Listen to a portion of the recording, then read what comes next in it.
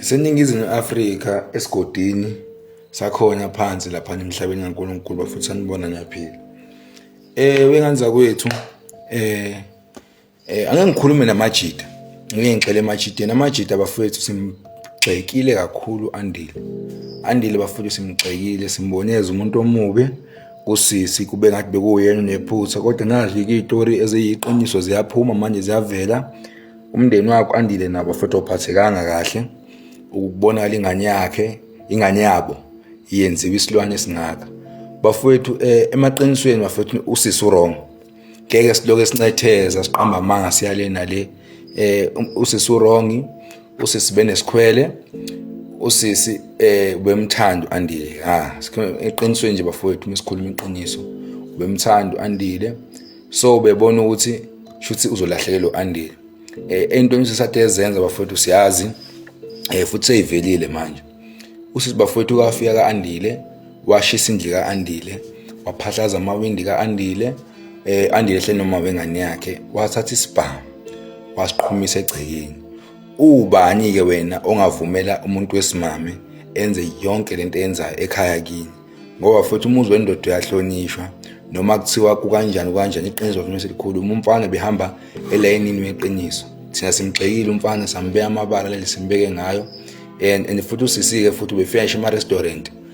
Umfana kusolo ukuthi umfana umshiyile, efika ema restaurant efika emshaye ebukise ngaye, emtshela ngishiyeleni wena, hamana nabantu bakhe abayisitaba. Ngisho umjida bafethu bese ngasakwazi ukuphila impilo yakhe. Ngobani usisi bemcontrola ngamanye amazwi. Usisi bafethu ukhohliwe ukuthi Andile uyingane. Wakhohlwa ukuthi Andile usa-enjoy impilo. Kuze kufike lesi sigaba sokuthi kushawani kwenzeka yonke lento usisi bengafuni ukunderstand ukuthi uthandane nengane. uAndile beyingane besafuna ukenjoy impilo yakhe, besafuna ukuphila namajida akhe. Usisi umkhethelile bafowethu uAndile empilo. Ekubeni bengeze emkhethele ngoba kamzali uAndile bemele khethela abazali bakhe impilo. Usisi besekhulile eseyindoda esefuna ukuyimela. Bafowethu iqiniso mesinimele bafowethu uAndile ngicela simsupport, singamlahleli ibali bafowethu. Simbekile amabala, sibokisile ngaye, umndeni wakhe uphathekile kabi bafowethu. Ngicela sithi dudu bafowethu emndenini wakhe ngoba yithi bafowethu amajongo kakhulukazi ade fakaza izinto ezingekho. Siqamba amanga izitori besingazazi, sithatha iside elwrong sangalalela iside lamfana. Sesiyalazi ke majongo eside lamfana. Nani bomama nansi niyalazi iside lengane, ningayilahli ingane ninganinde ukuthi ayizalo wena, kodwa nawe ngenila ingane yakhe yobhekana nezigabe enje nawe uyokusidinga ngelinye ilanga. Ngicela bafowethu uAndile ushawe ngereminder 7 days bafowethu. Should mes count kusukela namhlanje mesibalo 7 days bafowethu. Na uzobe usuyicountela ke nawe. Uyobe seyothi icala, uyobe sehlangana nenkosi senkantolo. Sehlangana nakho konke izinto. Nosisi besingakezwe kahle.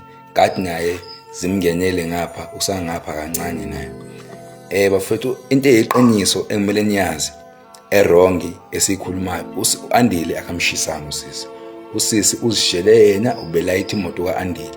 Uyishisa kanjani imoto yomunye umuntu? Amandla omunye umuntu esiwazabalazele kangaka. Cela sime eqinisweni bafowethu, singakhuluma into yamanga. Sixolisa kakhulu Andile mfowethu, sikhulumile uwrong ngawe mfowethu. Sixolile siyazi amavidiyo afika kuwena bhuti. Ubekezele nganya mama. Sizokumela mfowethu kuyoze kulunge. Athi inkosi ngaba nawe. Danko.